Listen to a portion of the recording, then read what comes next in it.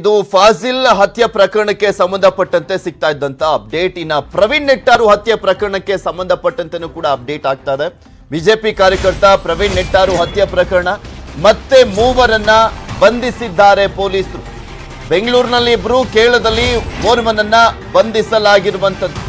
ಬೆಂಗಳೂರಿನಲ್ಲಿ ಇಬ್ಬರನ್ನ, ಕೇರಳದಲ್ಲಿ ಓರ್ವನನ್ನ ಬಂಧಿಸಲಾಗಿದೆ. ಪ್ರವೀಣ್ ನೆಟ್ಟಾರು ಕೊಲೆ ಪ್ರಕರಣಕ್ಕೆ ಸಂಬಂಧಪಟ್ಟಂತೆ ಈವರೆಗೂ ಪ್ರವೀಣ್ ಕೊಲೆ ಪ್ರಕರಣದಲ್ಲಿ ಒಟ್ಟು 5 ಮಂದಿಯನ್ನ ಬಂಧಿಸಲಾಗಿದೆ. ವಿಚಾರಣೆಯನ್ನ ಮಾಡಲಾಗ್ತಾ ಇದೆ. ಆರೋಪಿಗಳನ್ನ ವಿಚಾರಣೆ ಮಾಡ್ತಾ ಇದ್ದಾರೆ ಪೊಲೀಸರು. ಈ ಹಿಂದೆ ಶಫೀಕ್ ಮತ್ತೆ ಜಾಕೀರ್ ಎಂಬುವರನ್ನ ಬಂಧಿಸಲಾಗಿತ್ತು. ಅದರ ಜೊತೆಗೆ ಇವತ್ತು ಮತ್ತೆ ಮೂವರನ್ನ ಬಂಧಿಸಲಾಗಿದೆ. ಅದರಲ್ಲಿಬ್ರು ಬೆಂಗಳೂರಿನಲ್ಲಿದ್ರು, ಮತ್ತೊಬ್ಬ ಕೇರಳದಲ್ಲಿದ್ದ. ಈಗ ಆಲ್ರೆಡಿ ಹೇಳಲಾಗ್ತಾ ಇತ್ತು, ಮುಖ್ಯಮಂತ್ರಿಗಳೇ ಹೇಳ್ತಾ ಇದ್ರು ಕೇರಳದ ಲಿಂಕ್ ಇದೆ, ಅದ್ರ ಬಗ್ಗೆ ಕೂಡ ತನಿಖೆ ಆಗಬೇಕಾಗಿದೆ. ಸೊ ಹೀಗಾಗಿನೇ ನಾವು NIAಗೆ ವಹಿಸ್ತೀವಿ ಅಂತ ಅವರು ಹೇಳಿದ್ದಂಥದ್ದು. ಕೇರಳದಿಂದ ಬಂದಂತ ಆರೋಪಿಗಳು ಇಲ್ಲಿ ಕೊಲೆ ಮಾಡಿ ಹೋಗಿದ್ದಾರೆ ಎನ್ನುವಂತ ಅನುಮಾನಗಳು ಕೂಡ ಸಾಕಷ್ಟಿತ್ತು. ಆ ಒಂದು ನಿಟ್ಟಿನಲ್ಲೇ ಗಮನಿಸೋದಾದ್ರೆ ಕೇರಳದಲ್ಲಿ ಈಗ ಒಬ್ಬನನ್ನ ಬಂಧಿಸಲಾಗಿದೆ, ಬೆಂಗಳೂರಿನಲ್ಲಿ ಇಬ್ಬರನ್ನ ಬಂಧಿಸಲಾಗಿದೆ.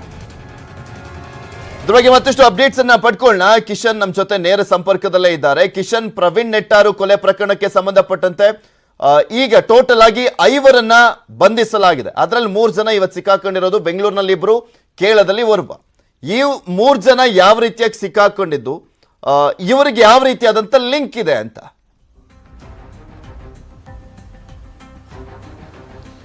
ಪೃಥ್ವಿರಾಜ್, ಪ್ರಾಥಮಿಕ ಹಂತದಲ್ಲಿ ಇಬ್ಬರು ಆರೋಪಿಗಳನ್ನ ಪೊಲೀಸರು ಬಂಧನ ಮಾಡಿದ್ರು. ಅದು ಸವಣೂರಿನ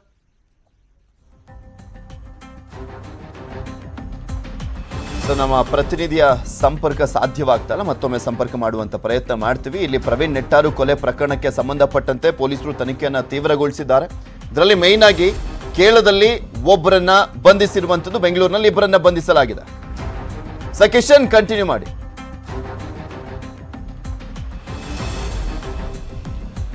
ಪೃಥ್ವಿರಾಜ್, ಇಬ್ಬರು ಆರೋಪಿಗಳನ್ನ ಈ ಮೊದಲು ಪೊಲೀಸರು ಬಂಧಿಸಿದ್ರು. ಶಫೀಕ್ ಬೆಳ್ಳಾರೆ ಮತ್ತು ಜಾಕೀರ್ ಸವಣೂರ್ ಅಂತ ಹೇಳಿ. ಅವರು ಕೊಟ್ಟಿರುವಂತಹ ಮಾಹಿತಿಯ ಪ್ರಕಾರವಾಗಿ ಈಗ ಒಟ್ಟು 3ರನ್ನ ಪೊಲೀಸರು ಬಂಧನ ಮಾಡಿದ್ದಾರೆ. ಬಂಧಿತರ ಸಂಖ್ಯೆ ಒಟ್ಟು 5 ಮಂದಿ ಆಗಿರುವಂಥದ್ದು.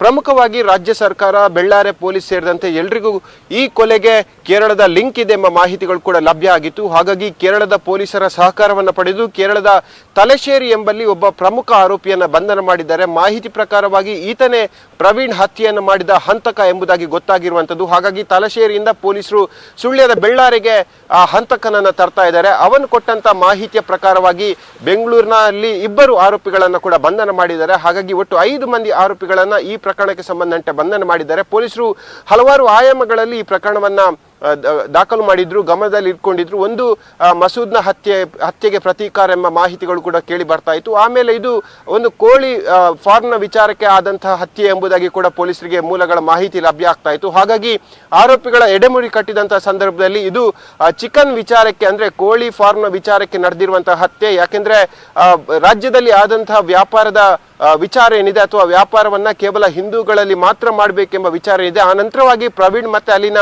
ಸ್ಥಳೀಯ ಒಬ್ಬ ಹಿಂದೂ ಯುವಕ ಕೋಳಿ ಫಾರ್ಮ್ ಅನ್ನು ಆರಂಭಗೊಳಿಸಿದ.